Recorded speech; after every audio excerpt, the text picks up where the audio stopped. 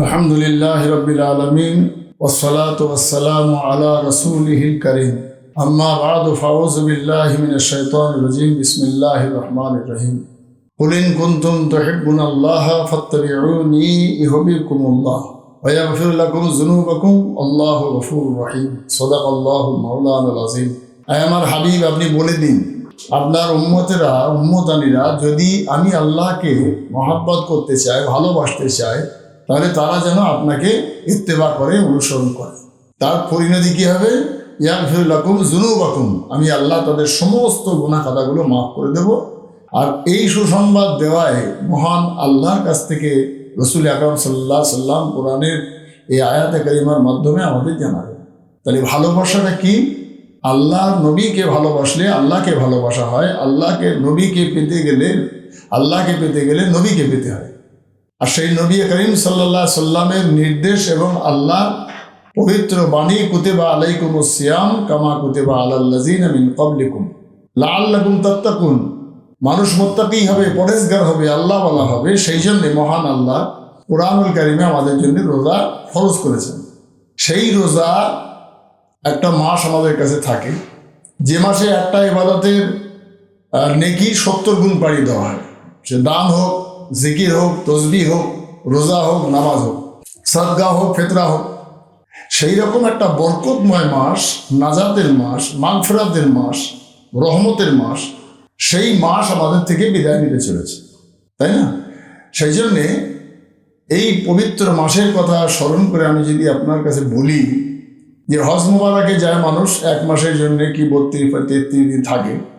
ওমরায় যায়, দেখা যাচ্ছে 16-18 দিন থাকে। আজমির শরীফে যায় 15 দিন থাকে। ফুরফুরা শরীফে যায়, বসিরহাটে যায় 3 দিন থাকে, 4 দিন থাকে।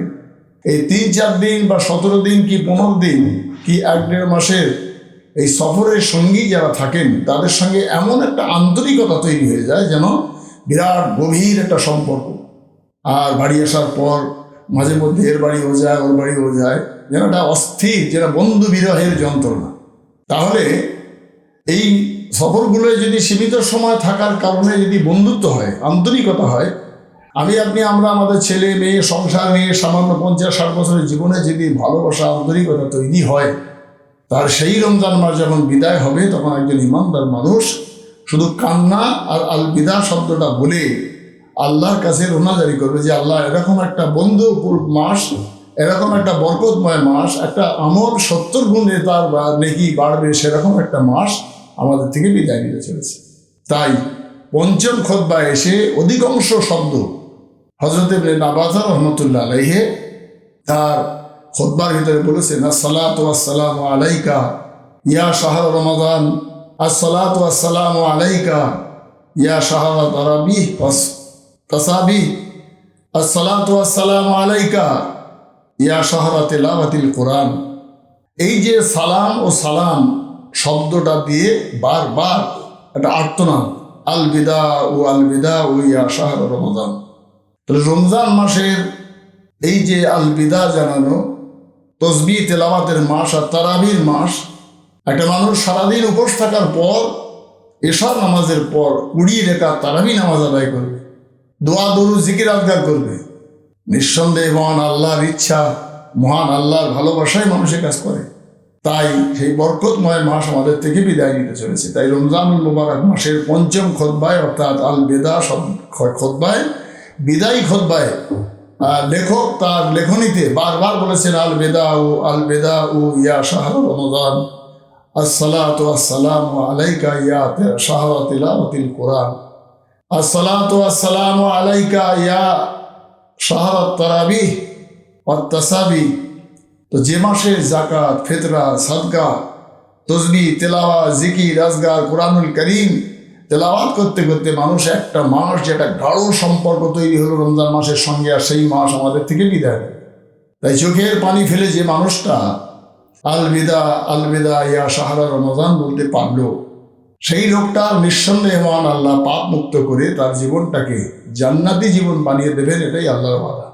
মহতারাম, তাই রমজানুল মুবারক মাস একেবারে শেষের দিকেই, শেষ খুতবায় আমরা রমজান মাসে বিদায় দেওয়ার পর আপনি নিঃসন্দেহে একজন ইমানদার মোমেন মুসলমান, আমি একজন ইমানদার মোমেন মুসলমান, নারী হোক আর পুরুষ হোক, যদি একবার রমজান মাস বিদায় চলে যায়, বিদায় নেয়, তারপরে অন্তত 1-2 সপ্তাহ কি 15 দিন 20 দিন যেন মনের কাছে একটা অস্থির ভাব থাকে যে এই ইফতারের সময় হয়ে গেল, এই খাওয়ার সময় হলো, এই সেহরির সময় লাগবে। আপনার প্রতিদিন রাত্রে সেহরির সময় এমনি এমনি ঘুম ভেঙে যাবে। এই যে একটা মাস আপনার অভ্যস্ত হলো, তার জন্যে ইফতারের সময় যেন মনটা কীরকম একটা অস্থির ভাব আসবে। অথচ আমরা দেখেছি একদল রোজাদার মানুষ, জওয়ান যুবক ছেলেরা, তারা লাইলাতুল কদর অর্থাৎ 27-এর রাত, বুজুর্গানের দিনটা অনেকেই কাশফের মাধ্যমে জানতে পেরেছেন যে বেশিরভাগ সময় 27-এর রাত্রেই লাইলাতুল কদর হয়েছে। সেই সূত্রে আমরা বেশিরভাগ লাইলাতুল কদর 27-এর রাত্রেই উদযাপন করে থাকি। 21, 23, 25, 29-এ যদিও আমরা লাইলাতুল কদরের 2-4 রাকাত নামাজ, একটু তাসবিহ তেলাওয়াত করি, কিন্তু 27-এর রাতটাকে একটু বেশি গুরুত্ব দিই। তো সেই রাত্রের এই গুরুত্ব দেওয়ার পর, নামাজ কালাম শেষ হয়ে যাওয়ার পর যারা সারা মাস রোজা করলো, তারাবি পড়লো, ইফতার করলো, সেই ছেলেগুলোই এবারে ব্যাস সব ঘটি বাটি গুটিয়ে শুরু হয়ে গেল তাদের ঈদের কেনাকাটা, ঈদের আনন্দ, ঈদের ভর্তি করতে পেরে।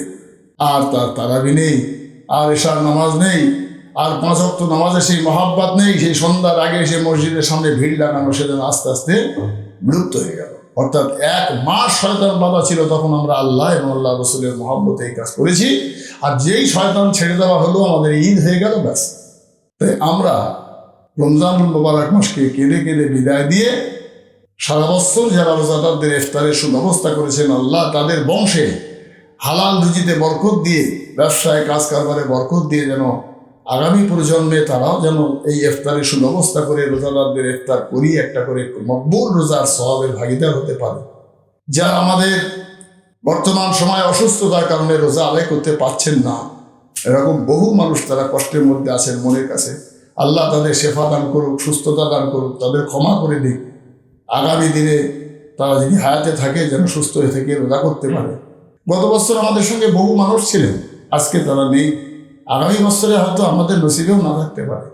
তাই এটা শেষ রোজা হতে পারে, শেষ তারাবি হতে পারে, শেষ কদর হতে পারে, এটা শেষ আল বিদা জুম্মা নয়, আমারও হয়তো শেষ বিদায় হতে পারে। মহান আল্লাহ আমাদের সবাইকে আল বিদা শব্দ, আসসালাতু ওয়াসসালামু আলাইকা ইয়া শাহরা রমজান শব্দ দিয়ে আল্লাহ যেমন মৌখিকভাবে আমরা বলছি, আন্তরিকভাবে বিশ্বাস করছি, আল্লাহ যেন এই রমজান মাস আমাদের জন্য নাজাতের ওসিলা হয়। আল্লাহ যেন আগামী দিনে সুস্থ রেখে আবার এই রোজা তারাবি কদর আমাদের দ্বারা আদায় করিয়ে নেন। ওমা তৌফিক ইল্লা বিল্লাহ। আসসালামু আলাইকুম ওয়া রাহমাতুল্লাহি ওয়া বারাকাতুহু।